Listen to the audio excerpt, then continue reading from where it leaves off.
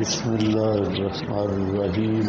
اذن للذین یقاتلون، خیال کرو یہ دونوں حصوں کے بعد جہاد کا حکم آ گیا۔ پہلے مسئلہ بیان کیا نفی شرک پہ تصرف، پھر مسئلہ بیان کیا نفی شرک فعلی، اب توحید کی تکمیل ہو گئی، اب جہاد کا اعلان ہے۔ اشارہ یہ ہے کہ جہاد توحید کی خاطر ہوگا۔ جہاد کس کی خاطر ہوگا؟ توحید کی خاطر ہوگا۔ پہلے توحید ہے، جہاد بعد۔ ہمارے بعض ساتھی غلطی بھی ہیں، وہ اقامت توحید کی بات تو کر رہے ہیں لیکن مسائل توحید کو فروع کہہ رہے ہیں۔ یہ ہمارے ساتھیوں کی غلطی ہے، اس لیے ذہن میں رکھ لو۔ تو اقامت توحید ہے کس کے لیے؟ کس کی اقامت کریں گے؟ توحید کی کریں گے، کوئی اور چیز کی ہوگی؟ یہ اقامت دین یا خلافت کا مقصد کیا ہے؟ توحید کو آباد کرنا۔ جیسے توحید دلوں میں ہے اسی طرح ملک میں بھی نافذ ہو جائے، عدالتوں میں بھی نافذ ہو جائے، تو یہ نفاذ توحید ہے۔ اور جب مسائل فروعی توحید کے بنا دیے تو نافذ کس کو کرے گا؟ یہی غلط فہمی لگی ہے ڈاکٹر اسرار کی پارٹی کو۔ ڈاکٹر اسرار کی پارٹی کے جو لوگ ہیں وہ اپنے مشن کے ساتھ تو اچھے ہیں، لیکن خود ڈاکٹر صاحب بھی اپنے مشن میں تو مخلص تھا، لیکن مولوی نہیں تھا بیچارہ، بالکل ان پڑھ ہے، اور اس نے ایسے بلنڈر کر دیے اس ناواقفی میں، عجیب عجیب شوشے چھوڑے۔ تو اصل بات کیا، ڈاکٹر اسرار کی بھی سب سے غلطی یہ تھی کہ اس نے توحید کو فروعی بنا دیا اور اقامت دین کی بات شروع کر دی۔ بھئی اقامت ہوگی کس کی؟ توحید ساری فروعی ہے تو اقامت کر لو گی۔ اسی ہمارے ساتھی بھی بعض متاثر ہیں، اور وہ جو مسائل توحید ہیں ان کو وہ فروعی سمجھتی ہے کہ مسائل توحید کی اہمیت نہیں، بس خلافت کی اہمیت ہے۔ بھئی خلافت ہے کس کی؟ اسی توحید کا نفاذ ہے۔ جب توحید فروعی ہے تو پھر تم خلافت کرو یا جمہوریت کرو، پھر اس کو گولی مارو۔ خلافت اور جمہوریت میں کیا فرق ہے جس میں توحید ہی نہیں؟ تو آپ میں بھی جو غلط فہمی ہے نا، دور کر لو۔ توحید کو فروعی کہنا، مسائل توحید کو اہمیت نہ دینا، اور پھر اقامت دین کی بات کرنا، یہ غلط فہمی ہے، لغزش ہے، غلطی ہے۔ اگرچہ ہمارے بڑے پیارے ساتھی ہیں لیکن پھر بھی یہ طریقہ ٹھیک نہیں ہے۔ اس پہ غور و فکر کرنے کی ضرورت ہے کہ سب سے پہلے مقدم کیا ہے؟ مسئلہ توحید ہے، اور اسی توحید کی اقامت ہے۔ جب الہ اور متعلقات الہ، توحید فی الالوہیت کہ اس کے درجات کو تم کیا کر لو گے؟ اس کی اہمیت ہی ختم کر دو گے تو نافذ کس چیز کو کرو گے؟ پھر وہ طالبان والی اقامت ہوگی۔ مزار بھی کھڑے ہیں، پوجا بھی غیر اللہ کی ہے، اور غلامی بھی امریکہ کی ہے، تو وہاں پر کیا ہے؟ اقامت۔ اب دیکھو افغانستان کے لوگ، طالبان، اب کتنے افسوس کی بات ہے کہ غزہ میں جو کچھ ہو رہا ہے مولوی چپ کر کے بیٹھے ہوئے، کیونکہ امریکہ سے معاہدے انہیں کی بات مانی ہے اور وہ پرانی چیزیں ساری چھوڑ گئے۔ کیوں یہ ملا خاموش ہے؟ حالانکہ غزہ جیسا واقعہ پیش آتا تو ان سارے مجاہدین کو وہاں جانا چاہیے تھا۔ اب یہ اتنی فوج بنا کے اس فوج کو اچار ڈالنا ہے ادھر، اور یہ پاکستان کے ساتھ لڑ رہی ہے۔ بھائی ادھر تم لڑ رہے ہو، ادھر جاؤ یہودیوں کے پاس، اور وہ جو میدان جہاد ہے وہاں جاؤ۔ تو ہر چیز کا ایک میدان ہے، اور یہ بات میری ذہن میں رکھ لو۔ یہ میں اس چیز پہ بالکل شرح صدر سے کہہ رہا ہوں، اور یہ دعویٰ نہیں کر رہا کہ 100% صحیح میری بات ہوگی۔ جو میں نے سمجھا ہے کہ جہاد کا جو اصل میدان ہے وہ وہی ہے شام اور شام کا ایریا، اور اصل میدان اقامت توحید کا جو ہے وہ کعبۃ اللہ اور سرزمین عرب ہے۔ اگر کوئی اقامت توحید کرنا چاہتا ہے تو شام اور یہ جو ایریے ہیں اور یہ خود عرب کے ایریے ہیں جہاں پر جہاد کی ضرورت ہے. کوئی آپ سمجھ رہے ہیں میری بات؟ ہاں سمجھ تو لو، باقی سر پھرے کو سمجھ نہیں آئے گی. تو اصل وہ ایریے تو میدان جہاد وہ ہے.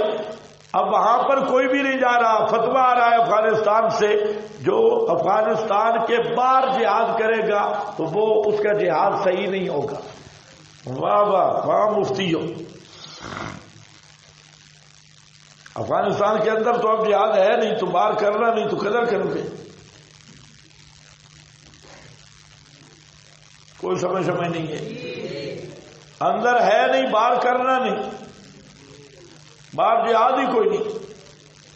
تو ان مجاہدین کا اچار ڈالو گے اتنی فوج بنا کے. اور انتہائی افسوس کی بات ہے اب مجاہدین کیوں خاموش ہے بھائی؟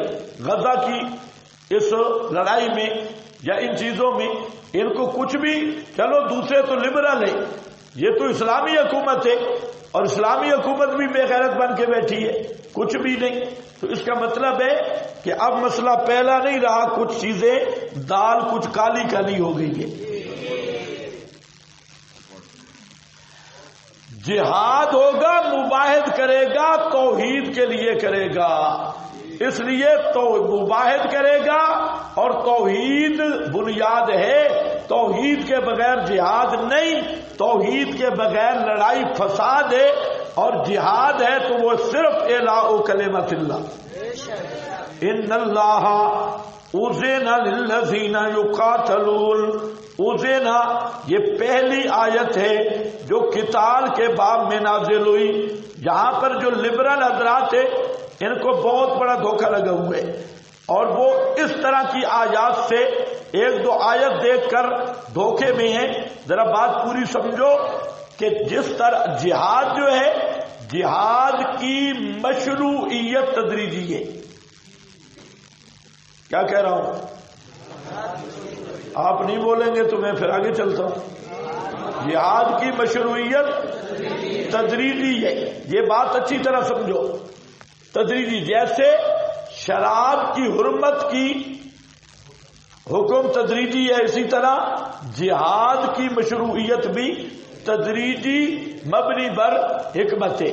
اب اگر آپ شراب کے بارے میں آیات دیکھیں گے تو بعض لوگوں نے کچھ ایسے لے کے شراب کو اب تک حرام نہیں سمجھتے، کہتے ہیں منافع کثیر کہ فلانے فلاں وہاں موجود ہے، اس میں نقصان بھی ہے نفع بھی ہے، تو کہتے ہیں اجازت ہے. حالانکہ حتمی آیت جو ہے وہ سورۃ المائدہ والی ہے، انما الخمر والمیسر، وہ حتمی حرمت ہے. پہلے جو تدریجی حرمت ہے اس کے مدارج ہیں.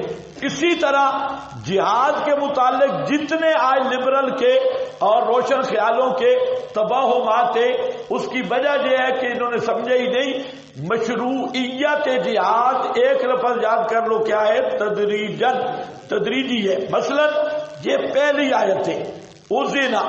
اس اذنا میں فقط اباحت کا بیان ہے.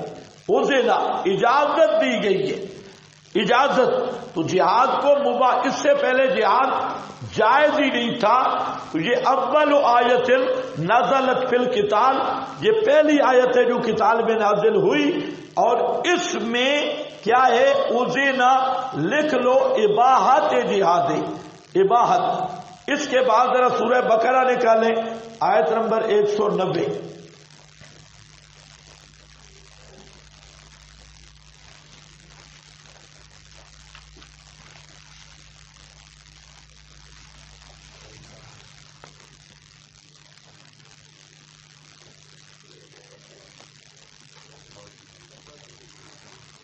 وَقَاتِلُوا فِي سَبِيلِ اللَّهِ الَّذِينَ يُقَاتِلُونَكُمْ. یہ يُقَاتِلُونَكُمْ یہ دوسری آیت ہے اور اس میں دفاعی جہاد ہے. يُقَاتِلُونَكُمْ، قتال کرو اللہ کی راہ میں. کس سے؟ الذین، جو تم سے قتال کرتی ہیں ان سے لڑو. تو پہلے اذنا، اب یہ دفاعی قتال ہے. اور اسی کو بعد نے کہا کہ جہاد کیا ہے؟ دفاعی ہے۔ اس طرح کی آیات آپ کو اور بھی ملیں گی۔ تو یہ دوسرا مرحلہ ہے، اور یہ مرحلہ ہے جہاد دفاعی کا، اور یہ بھی بالکل صحیح ہے۔ اور تیسرا اور حتمی مرحلہ یہی سورہ بقرہ آیت نمبر 216۔ ہاں بھائی،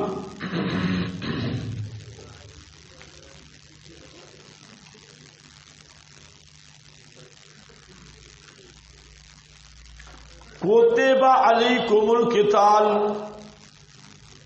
کوتب علیکم القتال وہو کرہ لکم وعسى ان تکرہوا شیئا وہو خیر لکم۔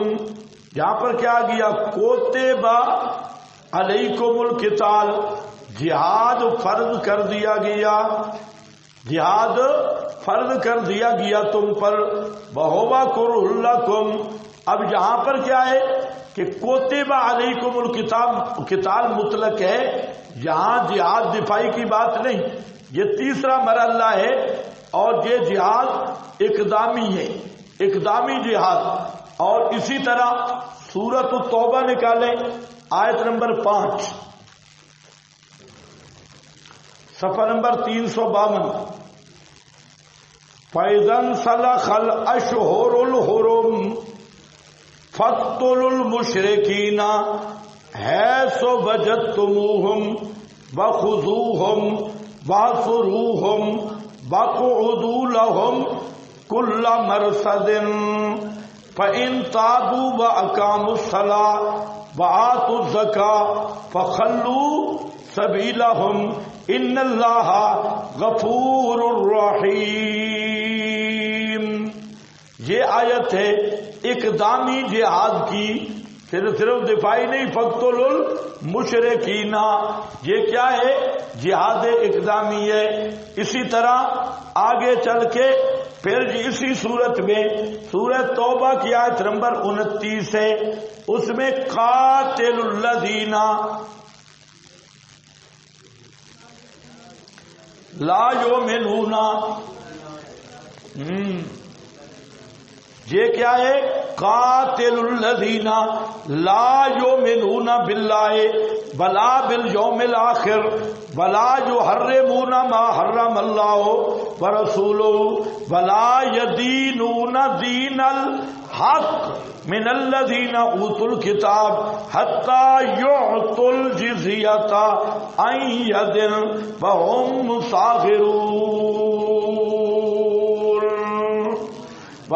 صاغرون۔ یہ کون سا جہاد ہے؟ اقدامی یا دفاعی؟ اقدامی جہاد ہے، اقدامی۔ وہ سورہ توبہ کی آیت نمبر 5 بھی، اور یہ آیت نمبر 29 بھی، یہ کیا ہے؟ اقدامی جہاد۔ اس وقت تک لڑو۔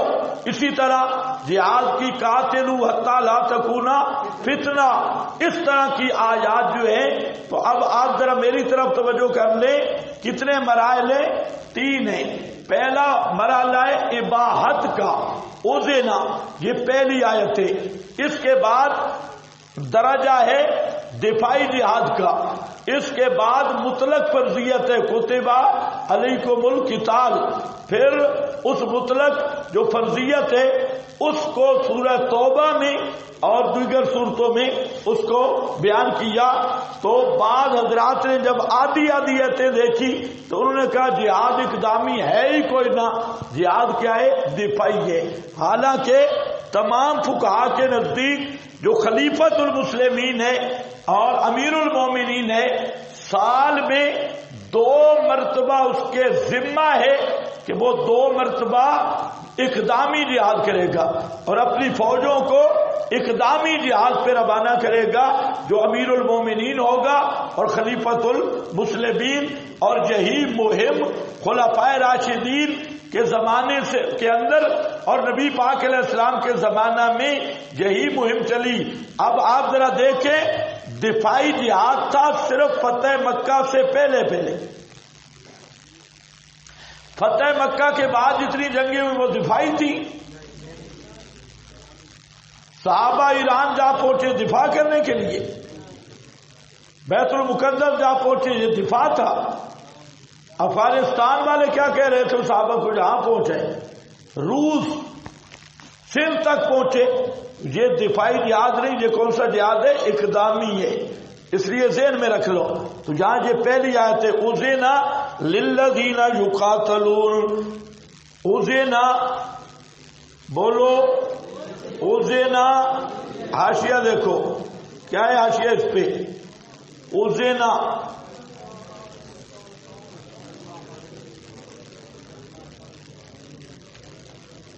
ابن عباس کہتے ہیں لما خرج النبی صلی اللہ علیہ وسلم میں مکہ تھا، قال ابو بکر اخرجوا نبیہم انا للہ و انا الیہ راجعون، اپنے نبی کو انہوں نے ہجرت پہ مجبور کیا، اللہ ان کو ہلاک کر دے گا۔ تو فنزلت اذن للذین یقاتلون بانہم ظلموا ان اللہ علی نصرہم لقدیر، یہ آیت نازل ہوئی اور میں نے پہچان لیا انہا ستکون، قال ابن عباس فہی اول آیت نزلت فی القتال، یہ پہلی آیت ہے جو جہاد کے بارے میں نازل ہوئی۔ اس میں ایک تو ہے تائید ابو بکر صدیق، یہ آیت وہ ہے، پتہ نہیں تمہیں سمجھ آ رہی ہے یا نہیں، ہے تائید ابو بکر میں یہ آیت ہے، اور تائید ابو بکر میں جو آیت آئی وہ جہاد کے عنوان سے آئی، جہاد کے عنوان سے۔ کیوں کہ پیغمبر کریم کے بعد سب سے بڑا جہاد کا نظام ابو بکر صدیق نے قائم کرنا تھا، اس لیے تائید ابو بکر میں آنے والی آیت وہ بھی مشروعیت جہاد پر مشتمل ہے۔ اذن للذین، اجازت دے دی گئی واسطے ان کے جن سے لڑا جاتا ہے، بِأَنَّهُمْ ظُلِمُوا، آگے علل جہاد ہے اس وجہ سے کہ ان پہ ظلم کیا گیا، ظلم پیغمبر پہ، صحابہ پہ، ہجرت سے پہلے جتنے ظلم کیے گئے، دو ہجرتیں کی، ایک حبشہ کی ہجرت، ایک مدینہ کی ہجرت، اور ان ہجرت میں جو ماحول بن گیا اور مشرکین نے طرح طرح کے ظلم کیے، تو اللہ فرماتے ہیں یہ مظلوم ہیں، ان کو اب قتال کا حکم اجازت دے دی گئی۔ اب مسئلہ یہ ہے کہ چند 100 مسلمان تھے صرف مدینہ میں، اور مقابل میں یہود بھی اور مشرکین عرب کی بادشاہی تھی، اور یہ کعبہ کے مجاور تھے، اور پورے ایریا کے مشرکین ان کی پشت پہ تھے۔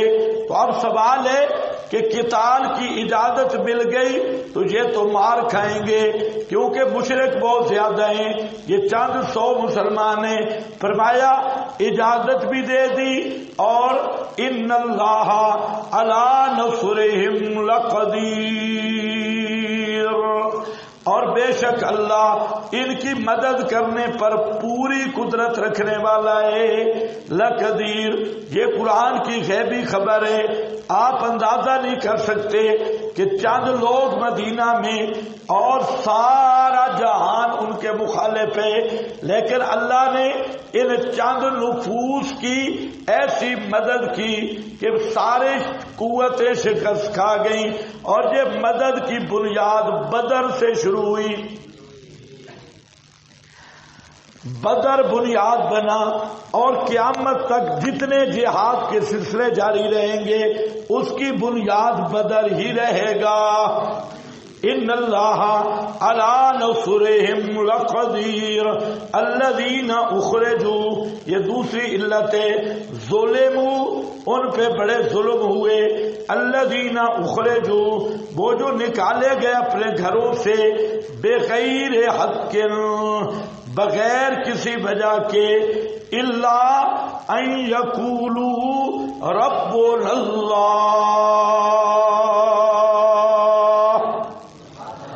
مگر صرف اس وجہ سے، اللہ ان یقولوا ربنا اللہ، اس قول کی وجہ سے کہ ہمارا حاجت روا، مشکل کشا، داتا غوث آدم صرف اللہ۔ ربنا اللہ میں حسر ہے یا نہیں؟ ربنا اللہ، ہمارا رب، کرو مانا ہمارا رب صرف اللہ، بولو ہمارا رب صرف اللہ۔ معلوم ہوتا ہے جہاد کی اجازت بھی توحید کی بنیاد پہ ملی، اور مکہ والے مشرکوں کے ساتھ جھگڑا بھی تھا ربنا اللہ والا۔ کس مسئلے میں جھگڑا تھا؟ ربنا اللہ، دشمنی کی بنیاد توحید ہے۔ لکھ لو اوپر، اس سے معلوم ہوا کہ دشمنی کی بنیاد توحید ہے۔ یہ کیا ہے؟ تعریف بصورت ضم سے کہتے ہیں، مدح بصورت ضم، جانتے ہو مدح بصورت ضم؟ جیسے آپ کہتے ہیں، ہمارے آپ میں سے کوئی بزرگ کہتے ہیں میرے اندر ایک عیب ہے کہ میں سچی بات کرتا ہوں۔ سچی بات کرنا عیب ہے، اس کو کیا کہتے ہیں؟ مدح بصورت ضم۔ الفاظ بظاہر ضم کے ہیں لیکن ہے کیا؟ مدح۔ تو اللہ نے فرمایا ان کو کس جرم میں نکالا؟ بغیر یقین جرم توحید والا تھا، ربنا اللہ۔ اس جرم، حالانکہ یہ جرم نہیں ہے، یہ سب سے بڑی مدح ہے۔ تو اللہ فرماتے ہیں یقولوا ربنا اللہ۔ روافض پہ بھی رد ہو گیا۔ روافض کہتے ہیں جی دنیا کی لالچ کی وجہ سے نکلے تھے، دنیا کی لالچ کی وجہ سے نکلے تھے۔ اللہ فرماتے ہیں کیوں نکالے گئے؟ بولو بولو، کیوں نکالے گئے؟ ربنا اللہ، ربنا اللہ۔ یہ آیت بڑی خاص ہے، اس پہ ذرا توجہ رکھنا ہے، آگے چل کے میں بتاتا ہوں۔ ولولا دفع اللہ، یہ وجہ مشروعیت جہاد ہے، ولولا دفع اللہ۔ اور فرمایا کہ جہاد کوئی نیا نہیں، یہ بہت پرانا مسئلہ ہے۔